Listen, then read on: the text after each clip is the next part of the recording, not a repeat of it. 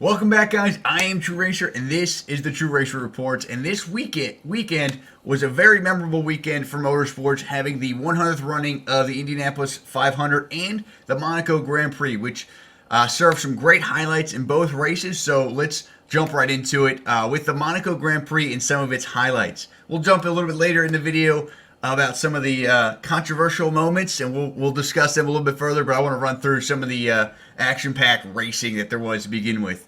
Unfortunately, it started off behind the pace car early on for about 7 or 8 laps, but as soon as the racing got going, Julian Palmer puts it into the wall on the front stretch, gets on some paint, gets loose, slams it into the wall. So right back behind the safety car again. But the race got going again a little bit after that, and the next victim of his own demise was Kimi Räikkönen.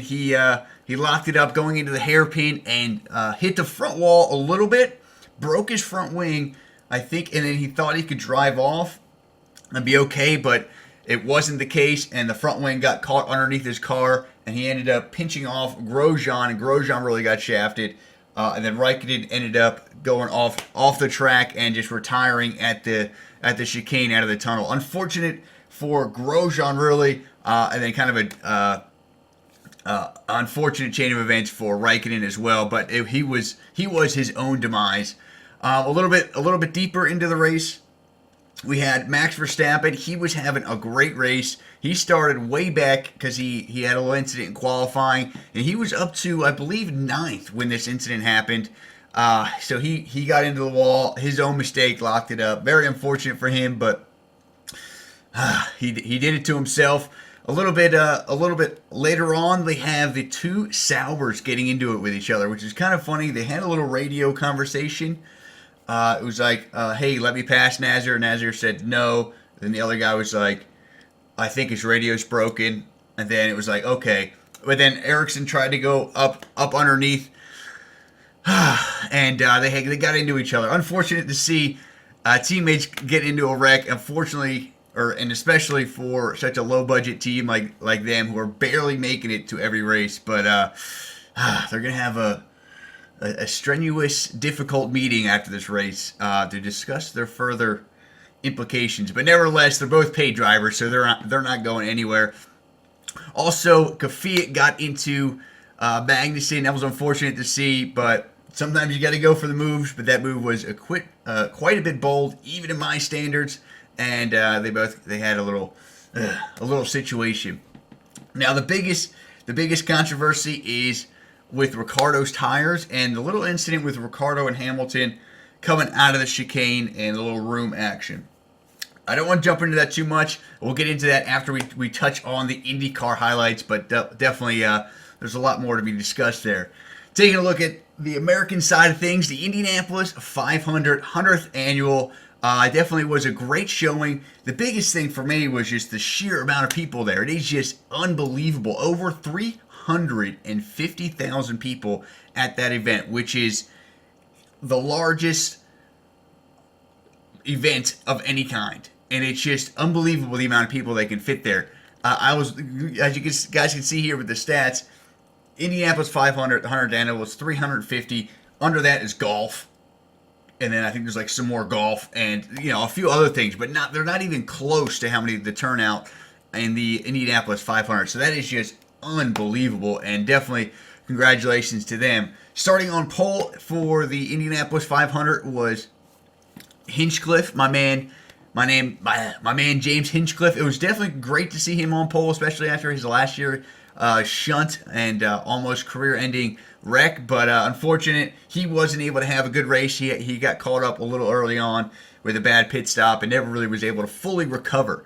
But going into it, I made some notes because I forgot. The first real wreck was with Juan Pablo Montoya. He lost the rear end, got into the wall. Unfortunate for him, but he was all right. He was just watching his interview after the race. He's just so kosher about everything. He's like, yeah, I wrecked. It's too bad. And then we had Sage Karam. He was another one of his own little demise. He slammed into the wall.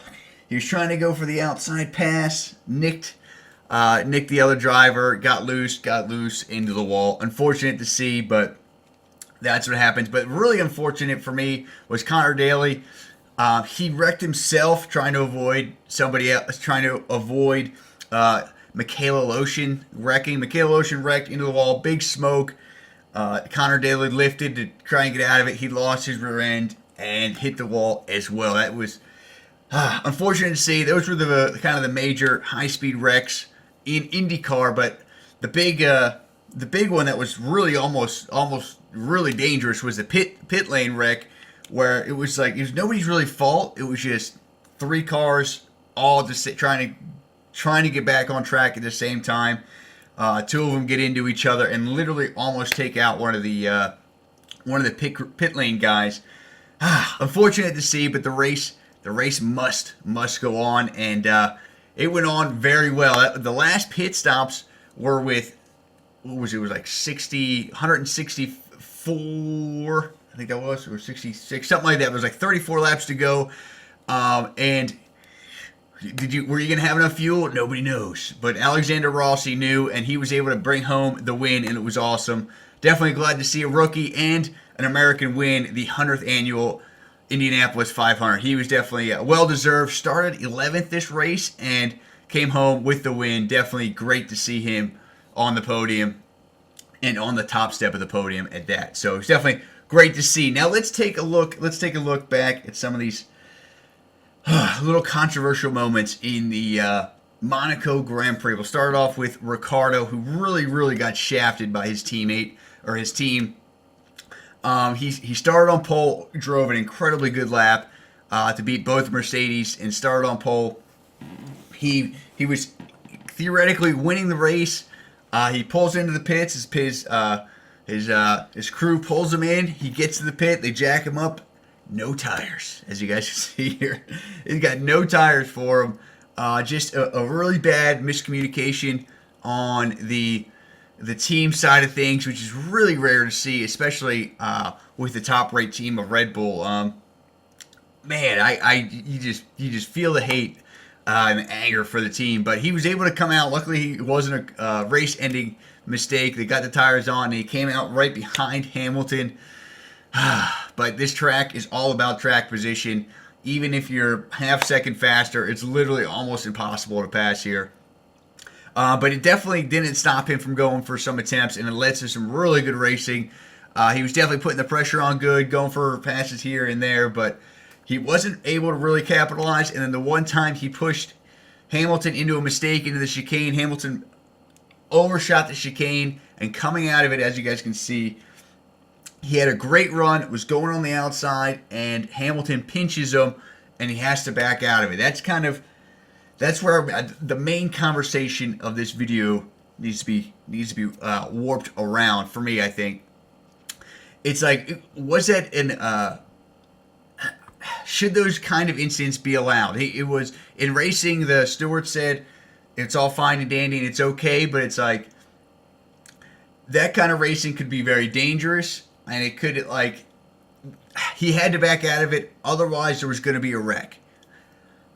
You know, it's unfortunate for Ricciardo, and he definitely showed it, but in my opinion, to be honest with you, I agree with the stewards. I don't think they should do anything for this situation. I know Hamilton, why he did that as a racer. It's a dangerous move on Hamilton's part as well, because if Ricciardo decided to stick into it, that would have been both of their races ended. In my opinion, it kind of goes down to the racers kind of ethos about what they're doing and the dangers and how to manipulate their race in order for the best for them to win, while putting a little bit on the plate for the other guys, because he left enough room where he might have been able to come through there, but it was very difficult for any car to go through there. But he definitely pinched him. He was fortunate this time, but I think if he comes across a rookie driver who's in the same position, I think they'll go for that pass, and it'll end badly for both of the drivers. But that's a gamble you got to take, and this time the gamble paid off for Hamilton. It definitely leads to some good drama, but it's racing, and racing has an edge of danger to it. So I think those kind of moves should not be punished. But I'd love to hear what you guys think about that Hamilton Ricardo little situation there. There's an error. He should have just let him by because he made the mistake in the chicane. But in the end, I think those kind of moves should not be punished, and they should be allowed, even though it creates a dangerous situation. It's racing. It's going to be dangerous no matter what. I think the driver's ethos in that matters needs to prevail, and you got to, it's risky, and you got to take what you can when you can. But end on some funny notes here was the Ricardo, Sergio Perez, and Hamilton podium here. As you can see, Hamilton is very happy, Perez is very happy, and Ricardo is very smug. He's not smug. He's just he's angry. He's aggravated. That's the word I was looking for. That was funny to see. It was definitely a great drive out of Sergio Perez to finish on the podium. Definitely great to see him there. I would have liked to see some of those virtual safety cars turn into real safety cars so that he can catch up, and it would have been a nice battle with him, Vettel, Ricardo, and Hamilton, but that wasn't the case. The virtual safety cars did a really good job of doing their job, keeping the racing positions where they were at, and allowing for dangerous situations to be evacuated, more or less, with the big bag that was on the track and some of the other debris from the minor incidents throughout the race. But that is going to wrap it up for this episode, guys. Definitely hope you enjoyed it. Incredible to see how many people attended that Indianapolis 500 race, but they're all just bandwagoners, unfortunately, and they're not going to stick around. But if you guys want to stick around and are just into the Indianapolis thing, definitely make sure to subscribe, because I put a video out every week covering all the major motorsports across the world. So definitely subscribe, like the video if you enjoyed it, and until next time, guys, stay true and race on. And let's not forget about the awesome tunnel guy who was there for us all race.